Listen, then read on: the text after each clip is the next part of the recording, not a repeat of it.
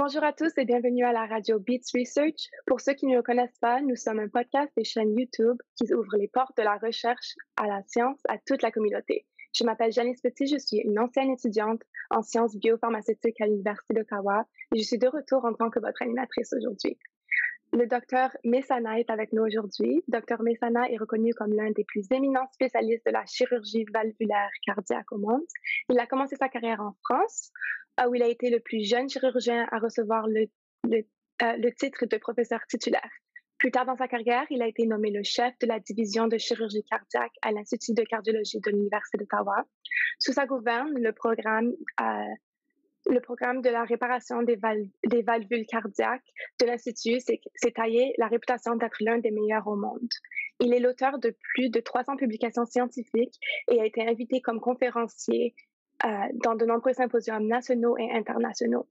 Le docteur Mesana est maintenant le président-directeur général de l'Institut de cardiologie de l'Université d'Ottawa, où il est également un professeur de chirurgie cardiaque.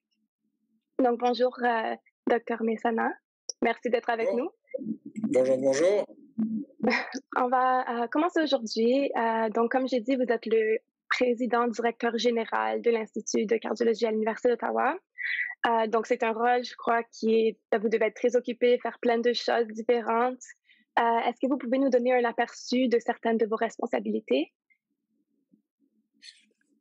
Écoutez, c'est des responsabilités, bien entendu, importantes, puisque le PDG, les Anglais appellent ça les CEO, ont des responsabilités au plus haut niveau. C'est le CEO qui est responsable d'organiser tous les soins, la recherche, l'éducation, et surtout de gérer le budget de l'hôpital, qui est un budget très important, entre 220 et 230 millions de dollars, établir le plan stratégique, agrandir l'institut, trouver de l'argent pour les chercheurs,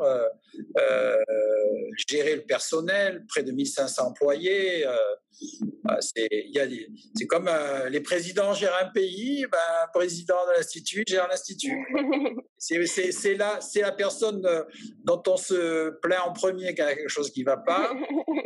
Et puis éventuellement, de temps en temps, on a quelques remerciements, mais la première personne à qui on pense quand quelque chose ne va pas, ça sera toujours le président. Vous savez, c'est comme vous avez regardé ce qui se passe avec le Covid, les gouvernements, je crois qu'il n'y a que le gouvernement de Nouvelle-Zélande qui est apprécié par la population, sinon tous les gouvernements sont critiqués. Alors voilà, les responsabilités, elles sont là. C'est beaucoup de donner énormément de soi-même, et puis il ne faut pas attendre trop les remerciements et faire ce qu'il faut faire pour le bien de la population. La responsabilité, bien évidemment, d'organiser les soins cardiaques pour toute la région d'Ottawa, l'Outaouais, et on reçoit même des malades du Québec, de Gatineau, de tout le côté ouest Québec. On a des malades qui viennent de partout au Canada. C'est un institut de renommée internationale, donc c'est forcément un institut qui est très complet. Et c'est très prenant, c'est une grande fierté pour moi de gérer un institut. Et je suis venu de France il y a 20 ans parce que je crois au concept d'institut et non pas d'un centre cardiologique banal dans un hôpital général. C'est un institut qui a une indépendance, qui a une autonomie de fonctionnement, qui a une vision, qui a une stratégie, qui a une réputation, qui a une équipe exceptionnelle. Tout ça, ça fait des responsabilités et c'est aussi très enthousiasmant. Oui, donc ça doit être... vous gérez une grosse équipe et puis c'est votre équipe à vous, c'est plus personnel. Je trouve que c'est vrai que c'est très différent. Donc, pendant la pandémie, ça a causé des changements pour tout le monde, dans la vie quotidienne de tout le monde. Mais j'aimerais un peu savoir comment est-ce que la pandémie a changé le déroulement des choses à l'Institut et ce que vous avez fait un peu de différent ou ce que vous avez dû modifier complètement pour que l'Institut fonctionne à travers la pandémie. Bien entendu, tous les hôpitaux, il n'y a personne qui n'a pas été touché par la pandémie. Ça a modifié la vie de tout le monde. Alors, dans un hôpital, il y a 3 éléments à considérer. Il y a d'abord les personnels qui travaillent au contact des malades. Il y a le personnel qui travaille moins au contact des malades, dans l'administration, dans la recherche, mais quand même qui est dans l'hôpital. Donc, si vous voulez, l'exposition est moindre peut-être pour ceux qui ne sont pas face aux malades, mais elle existe.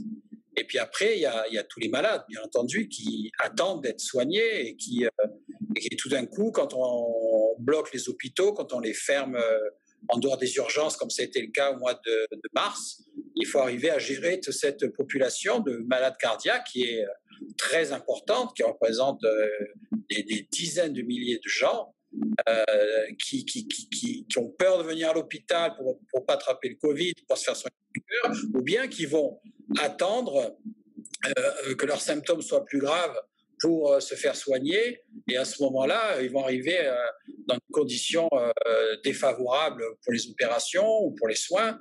Et puis, on ne peut pas leur faire les tests aussi rapidement parce que le centre de diagnostic est un peu bloqué à cause du Covid. Donc, c'est des transformations massives, profondes. Mais l'Institut a été extraordinairement performant puisqu'on a réussi à être le centre cardiaque qui a fait le plus de procédures cardiaques depuis le mois de mars dernier.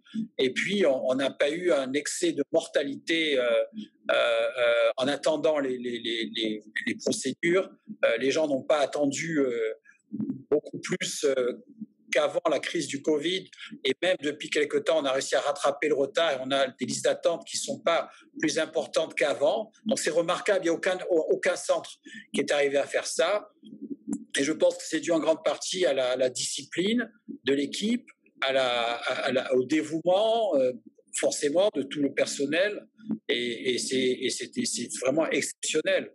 Et ça, il faut bien le reconnaître, c'est exceptionnel. Ce qui s'est passé à l'Institut cardiologique en 2020, d'accord, c'est exceptionnel à cause du Covid, mais la façon dont l'Institut était capable de gérer ça, c'est exceptionnel. Et pour la recherche, on a fait très, très attention à l'impact que ça a eu sur la recherche. On était très inquiets, bien entendu, du fait que les chercheurs ne pouvaient plus aller dans leur laboratoire, ne pouvaient plus faire leurs recherches, s'occuper de leurs expérimentations. Et il a fallu vraiment les aider, les soutenir, qu'ils sentent qu'on était là. Et un grand effort a été fait par l'équipe de recherche, les services administratifs, comme l'équipe de direction. Et ça a été remarquable. Je pense que les chercheurs, quand même, ont apprécié ça. Ils ont vu que l'Institut, ce n'était pas un endroit comme les autres et qu'on se comporte, on était très soucieux. Mais dans l'ensemble, ce que je voudrais, pour résumer un petit peu, le Covid, c'est une maladie terrible, c'est une maladie qui a un virus qui circule de façon diabolique, on va dire. C'est un virus diabolique. Mais ce qui est caractéristique et spécial, si vous voulez, de ce virus, c'est que comme il circule très vite, les contaminations du personnel se font très vite. Et c'est la différence avec beaucoup de pandémies virales qu'il y a eu avant. Le personnel, on n'avait pas ce souci de contamination du personnel. Et si vous commencez à avoir le personnel médical qui devient aussi malade que les gens qui ont besoin d'être soignés en dehors des hôpitaux, la catastrophe arrive, c'est-à-dire que là, vous n'avez plus, non seulement l'infrastructure va être dépassée, parce qu'il y aura beaucoup de malades qui vont venir malades du Covid, mais vous n'aurez plus le personnel, puisque le personnel lui-même est malade. Et l'obsession qu'on a eue à l'Institut, ça a été de protéger le staff.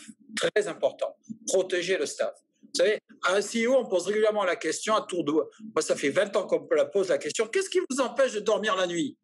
Moi, je vais vous dire, ce qui me empêche de dormir la nuit depuis quelques mois, ça a été plutôt ça, de dire comment est-ce que je vais faire certain que personne ne va tomber malade, peut-être même mourir, en venant travailler, attraper la maladie à l'hôpital en faisant son travail. C'est un peu comme un soldat qui va à la guerre et qui ne va pas revenir vivant. L'image est peut-être exagérée, mais c'est la même. La pandémie, c'est comme une situation de guerre. Et vous voulez protéger vos soldats. Et c'est ça qu'on a fait. C'est vrai que ça a dû être très difficile de protéger tout le monde et que tout se déroule assez bien, puis que tout se passe facilement. Mais malgré tous les défis, j'ai vu que cette année, l'Institut de cardiologie a réalisé sa 700e transplantation cardiaque de l'histoire de l'établissement, qui est énorme. C'est quelque chose qui est énorme, un chiffre qui est très gros. Est-ce que vous pouvez un peu nous parler de ça? Comment est-ce que vous vous êtes senti? Comment est-ce que l'équipe dans l'Institut, comment est-ce que tout le monde a ressenti ce gros chiffre et cet exploit en même temps de vivre la pandémie? Je vais vous décevoir pour deux raisons. Ce chiffre est important, 700. Il faut voir, ça a commencé en 1984, donc ça fait quand même de nombreuses années. C'est une moyenne d'environ, disons, 15, 20, 25, ça dépend des années, de transplantation par an. La transplantation, ça fait partie des opérations qu'on fait depuis. C'est toujours une opération symbolique qui frappe l'imagination de la communauté, mais c'est une opération, je ne dirais pas qui est comme une autre, mais c'est une opération qui est routinière dans un service ou dans un centre comme le nôtre. 700, c'est un gros chiffre, mais vous savez, moi j'ai commencé la transplantation cardiaque en France il y a en 1984 aussi, en même temps que le docteur Quillot. J'étais très très jeune à ce moment-là, et en partant de France, quand je suis arrivé ici, j'en avais fait moi-même. Sur une période, donc il y a 20 ans, moi-même j'en ai fait presque 300. Donc je veux dire, c'est un gros chiffre. D'autres centres canadiens ont des chiffres qui sont gros aussi. Ce qui est important, c'est de montrer que malgré le Covid, l'équipe ne s'est jamais arrêtée. L'équipe a soigné les gens et les patients, et la transplantation fait partie des soins. Et même si c'est une opération particulière, qu'il faut faire attention avec le problème de l'immunité, de l'infection, ça posait des problèmes spécifiques. On a essayé de faire que les transplantations qui étaient les plus urgentes, mais quand même, on a quand même fait des transplantations. Et ce chiffre de 700, c'est un très beau chiffre, c'est un chiffre symbolique, mais vous savez, après ça sera 800, puis 900. Bon, peut-être que pour les 1000, on va faire une grande fête. On a fait une grande fête pour les 500. Mais je veux dire, il y a des centres probablement en Europe qui en ont fait peut-être 2000, 3000 maintenant. Mais c'est un chiffre important, mais ce n'est pas tellement le chiffre qu'il faut retenir. Il faut retenir le fait que l'Institut n'a pas arrêté de faire ce qu'il devait faire pour les patients, et y compris les patients qui avaient besoin de transplantation. Oui, donc c'est le chiffre en même temps que la pandémie, je pense. Oui, on n'a pas fait une fête spéciale à l'Institut à cause des 700, numéro 700, ça je peux vous le dire.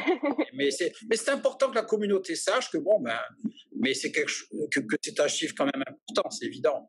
Oui.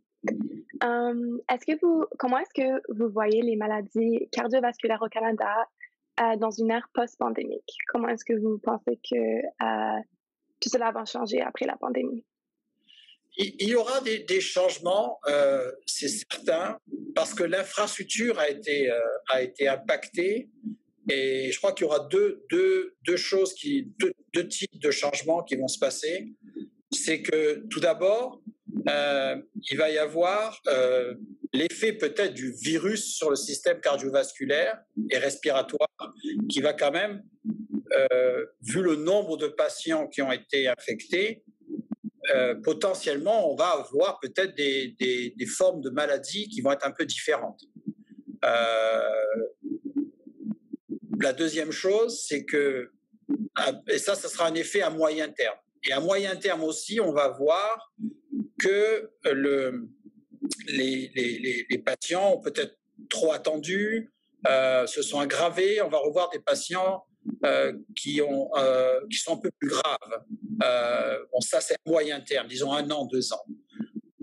Puis après, il y a l'effet long terme. Et l'effet long terme, il est plus sociétal. Il est plus l'impact que la pandémie aura eu sur la façon dont on gère les hôpitaux, la façon dont les patients se comportent par rapport à la maladie. Parce que, en définitive, le pourcentage de gens qui s'intéressent aux maladies a décuplé tout d'un coup. Pendant 1 an, 1 an et demi, vous, moi, tout le monde, on n'arrête pas d'entendre parler de maladies. Et donc, on a une réflexion par rapport à la maladie, si je suis malade. Vous, les jeunes en particulier, vous ne pensez pas à la maladie. Mais c'est sûr qu'une personne de 80 ans, 70 ans, un peu plus jeune, va y penser. Quel va être l'impact par rapport à la réflexion qu'on a par rapport à sa propre santé? Qu'est-ce qu'on attend d'un système de santé? Comment on va relativiser les maladies qu'on a? Est-ce qu'il va y avoir un impact sur la santé mentale des gens? Ça, c'est très important. Donc, il y a un effet durable à long terme qui est difficile à prévoir, mais qui est indiscutable. je suis certain que le comportement par rapport à la maladie, au diagnostic, au traitement, à la prévention, va rentrer dans une nouvelle ère de la santé publique. Sans oublier le troisième effet qui est quand même non négligeable, qui est le fait financier. Tous les pays du monde ont maintenant certainement à faire face dans les années qui viennent à des problèmes financiers majeurs liés à la crise du Covid.